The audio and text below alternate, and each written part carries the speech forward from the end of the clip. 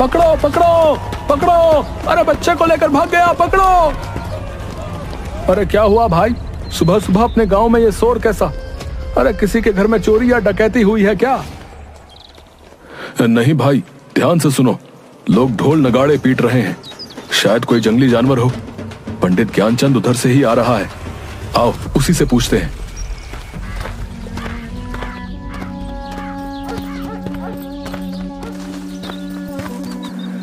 पंडित जी, ये कैसा शोर है? कोई जानवर गांव में घुस गया है क्या? अरे नहीं भाई, आज गांव से फिर एक बच्चा कोई जानवर पकड़कर जंगल में ले गया। हे भगवान, अब तो हमारे बच्चे अपने गांव में भी सुरक्षित नहीं हैं। पता नहीं क्या होने वाला है। सुन रही हो भाग्यवान, बंकू से कहना घर में ही रहे, इधर उधर खेलने ना जाए। पता नहीं जानवरों का यह आतंक गांव से कब खत्म होगा। सरताजपुर गांव में लगभग 6 महीने से जंगली जानवरों का आतंक बना हुआ था। इस कारण शाम होते ही गांव के सभी लोग अपने अपने घरों में दुबक कर बैठ जाते थे। कोई भी नहीं जानता था कि कौन जानवर ऐसा कर रहा है। कोई भालू का आतंक बताता तो कोई सियार का, कोई जंगल के राजा शेर को इसका जिम्मेदार ठहराता। इसी कारण सरपंच हुकुम चंद ने चौपाल पर एक सभा बुलाई थी। प्यारे गांव वासियों, जैसा कि आप जानते हैं कि पिछले 6 महीने से रोज कोई जानवर हमारे बच्चों को जंगलों में ले जाकर मार कर खा जाता है। हम उसी पर चर्चा के लिए आज यहाँ पर एकत्रित हुए हैं। सरपंच जी, आए दिन हमारे गांव से बच्चे गायब हो रहे हैं। अगर ऐसा ही चलता रहा तो गांव के सारे बच्चे मार डाले जाएंगे। हमें कुछ ना कुछ तो करना ही होगा। इसके लिए हमें पहले पता लगाना होगा कि कौन जानवर ऐसा कर रहा है, ताकि हम लोग उस जानवर से छुटकारा पा सकें। यही ठीक रहेगा, क्योंकि जंगल में तो सैकड़ों जानवर हैं। हम किस किस को अपना निशाना बनाता रहेंगे? लेकिन इसका पता लगाएगा कौन कि किस जानवर की यह करतूत है? इसके लिए एक दल बनाना होगा जो जंगली जानवरों के गांव में प्रवेश पर नजर रखेगा।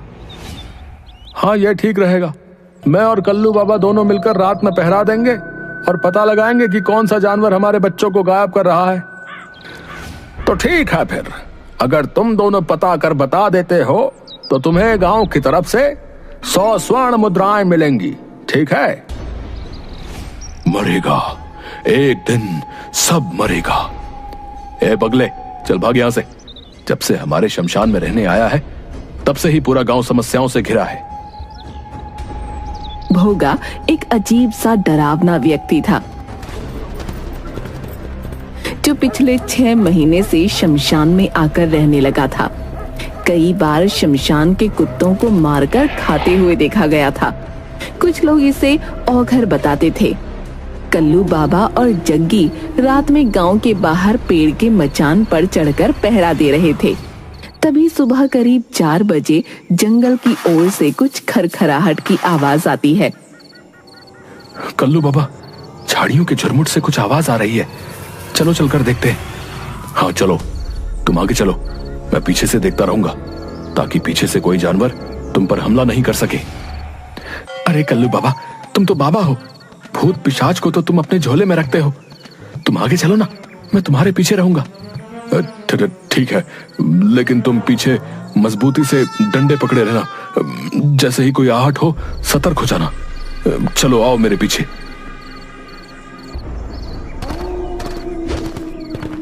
भूत पिशाच निकट नहीं आवे, महावीर जब नाम सुनावे।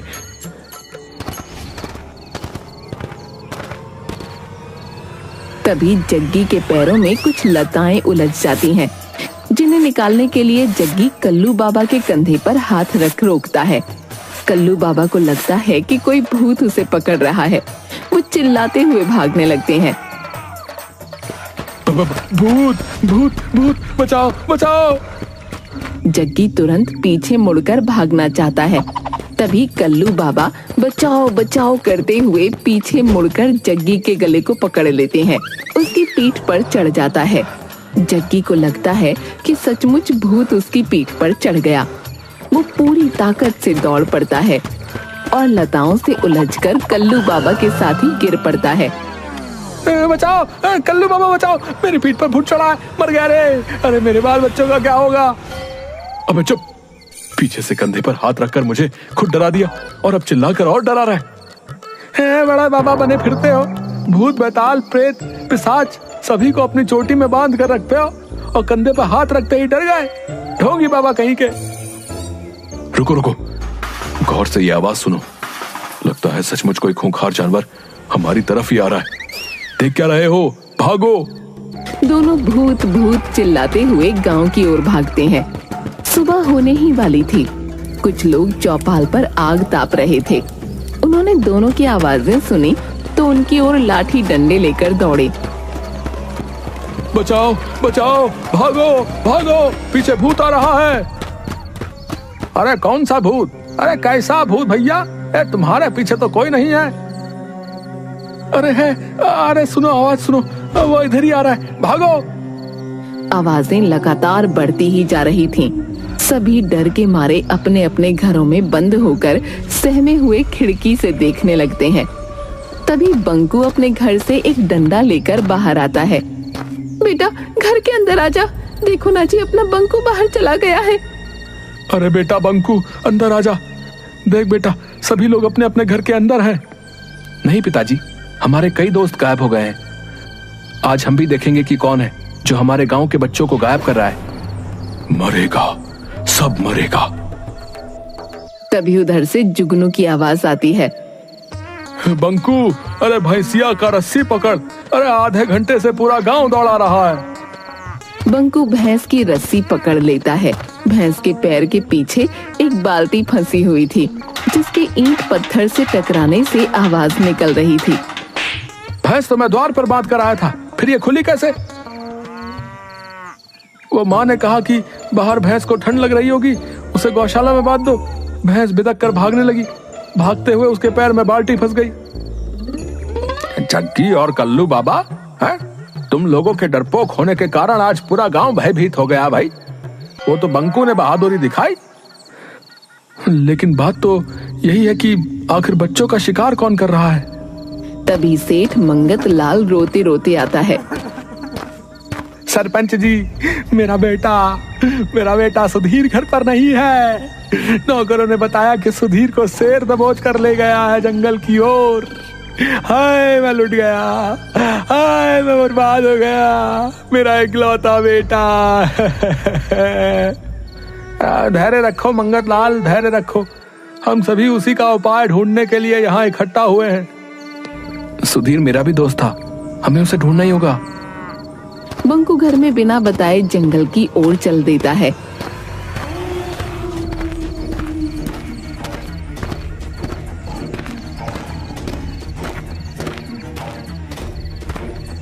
एक नदी किनारे रुककर बंकू पानी पीने लगता है। तभी एक काला नाग उसे डस लेता है। उसी समय तपस्वी देवराज वहां से गुजरते समय बंकू को तड़पता देख उसके पास आ जाते हैं। सांप को पानी में जाता देख तपस्वी देवराज तुरंत समझ जाते हैं कि बालक को सांप ने काट लिया है। वो अपने हाथों से डसे हुए स्थान पर हाथ फेरते हैं। बंकू तुरंत उठकर बैठ जाता है। तुम कौन हो बालक? इस घने जंगल में कैसे आ गए? प्रणाम महाराज, मैं बंकू हूँ। मेरे गांव से प्रतिदिन एक बच्चे को इस जंगल का शेर लाकर मारकर खा जाता है। मैं उसे ही खोजने आया हूँ। तुम्हारे इस नेक कार्य से मैं प्रसन्न हुआ। जाओ, मेरा आशीर्वाद है कि कोई भी तुम्हें मार नहीं सकता। जानवर के सामने तुम में उससे 10 गुना शक्ति आ जाएगी। बंकू वहां से चलकर शेर की गुफा के सामने उसके गांव के बच्चों का बहुत सा कपड़ा पड़ा दिखाई देता है। वो जोर से चिल्लाता है, बच्चों का शिकार कर खाने वाले कायर शेर, बाहर निकल। दम है तो मुझसे मुकाबला करके दिखा। अबे पिद्दी बालक, भाग जा यहां से। शायद तू मुझे नहीं जानता। मैं कायर नहीं, मैं जंगल का राजा शेर हूं। जा, इस गलती के लिए मैं तुझे माफ करता हूं। जा अपने गांव लौट जा। अच्छा, तो अभी भी बड़ी बड़ी बातें निकल रही हैं। क्या राजा का यही काम है कि निरीह बच्चों को चुपके से उठाकर ले आए और उसे खा जाए? एक बार कह दिया ना कि मैं ऐसे कायरों वाले काम नहीं करता। शायद तुझे तुम्हारी मौत यहां खींच कर लाई है। क्यों? एक बालक के सामने अपने कुकर्मों को बताते हुए शर्म आ रही है? बस बहुत हो गया, अब मैं और बर्दाश्त नहीं कर सकता। शेर छलांग मारकर बंकू को दबोच लेता है। दोनों में गुत्थम गुत्था हो जाती है, लेकिन कुछ ही पलों में बाजी पलट जाती है। तपस्वी देवराज के दिए हुए वरदान की वजह से बंकू शेर से जीत जाता है। कौन हो तुम बहादुर बालक, और मुझ पर ऐसा इल्जाम क्यों लगा रहे हो? मैं सरताजपुर में रहता हूँ, जहाँ से तुम कल भी मेरे दोस्त सुधीर को दबोच कर ले आए हो, जिसका प्रमाण तुम्हारी गुफा के सामने पड़े कपड़े हैं। हाँ, इसको तो मैंने भी देखा है, पर ज्यादा ध्यान नहीं दिया। शेर तुरंत अपने गुप्तचर सियार को बुलाता है। गुप्तचर सियार, पता करो कि कौन मेरी गुफा के आगे ऐसी घटिया काम करके कपड़े फेंकता है। महाराज, ये काम किसी आदमी का है। देखिए, कोई कपड़ा फटा हुआ नहीं है, सभी कपड़े सही सलामत खोले गए हैं। जबकि अगर जानवर करता तो कपड़ों के चीथड़े होते। देख लिया, कोई हम जानवरों को फंसाने के लिए ऐसा काम कर रहा है। ठीक है, लेकिन आखिर ऐसी घिनौनी हरकत कौन कर रहा है? मैं सामने पेड़ पर से आज रात नजर रखूंगा। रात भर बंकू मचान पर जगा रहता है, लेकिन वहाँ कोई नहीं आता। करीब 4 बजे उसे नींद लग जाती है और वो सो जाता है। तभी चिड़िया की आवाज सुनकर बंकू जग जाता है। वो देखता है कि कंबल ओढ़े हुए एक आदमी सुधीर के कपड़ों को शेर की गुफा के आगे फेंक रहा है। बंकू मचान से उतरकर उस आदमी को पकड़ लेता है। भौंकता कहाँ है? जरा अपना चेहरा तो दिखा। भोगा, तुम तो गांव के सारे बच्चे तुम ही गायब कर रहे हो। मरेगा, सब मरेगा। अब कोई नहीं मरेगा, अब बस तू ही मरेगा। इतना कहकर बंकू जोर से भोगा के पेट में मुक्का मारता है, लेकिन भोगा को कुछ नहीं होता। अलबत्ता भोगा के एक मुक्के से वो बेहोश हो जाता है। समय पर शेर के आ जाने से भोगा वहाँ से भाग जाता है। उठो बालक। वो कहाँ गया? वो तो भाग गया। बंकू तपस्वी देवराज की कुटिया पर जाकर, प्रणाम महाराज। आदमखोर शेर को मार डाला तुमने? नहीं महाराज, आदमखोर शेर नहीं, आदमखोर शमशान में रहने वाला भोगा है। लेकिन आपके वरदान ने उस पर क्यों काम नहीं किया? मैंने वरदान दिया था कि जानवर के सामने तुम में उससे 10 गुना शक्ति आ जाएगी। ये आदमी पर लागू नहीं होता। उस भोगा में तो बहुत शक्ति है, उसे परास्त करना मुश्किल है। भोगा ने एक ऋषि को खाने में मांस दे दिया था। तब ऋषि ने उसे शमशान का मांस खाने का श्राप दे दिया था। उसको मारने का क्या उपाय है महाराज? वो सिर्फ बेल के पेड़ की लकड़ी से बने औजार से ही मर सकता है। लेकिन उसे मारने के तुरंत बाद 200 गज उसकी परिधि से बाहर निकलना होगा, नहीं तो सामने वाला भी मर जाएगा। बंकू बेल के पेड़ की लकड़ी को नुकीला करके भाला बना लेता है और चीते पर बैठ शमशान पहुंच जाता है।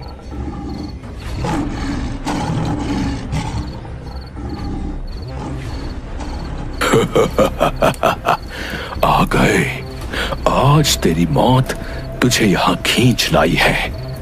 अभी तुम्हारे दोस्त सुधीर को ही खाने जा रहा था, लेकिन अब पहले तुझे खाऊंगा। चीते, तू भाग जा, नहीं तो तू भी मारा जाएगा। पहले तू बचकर दिखा, ये ले। बंकू भाले से कई बार वार करता है, लेकिन भोगा को कुछ नहीं होता। बालक, हो गई हसरत पूरी। अब तू मेरा शिकार बनेगा। तभी अचानक तपस्वी देवराज वहां प्रकट होते हैं। बंकू, भाले को उसकी नाभि में मारो। बंकू जैसे ही भोगा की नाभि में भाला मारता है, एक विस्फोट होता है। बंकू तुरंत चीते पर बैठकर 200 गज दूर हट जाता है। भोगा का शरीर वहीं भस्म हो जाता है। बंकू को सुधीर के साथ आते हुए देखकर गांव वाले खुशी से उछल पड़ते हैं। सेठ मंगत लाल और सरपंच हुकुम सिंह बंकू को इस कार्य के लिए 500 स्वर्ण मुद्राएं देते हैं।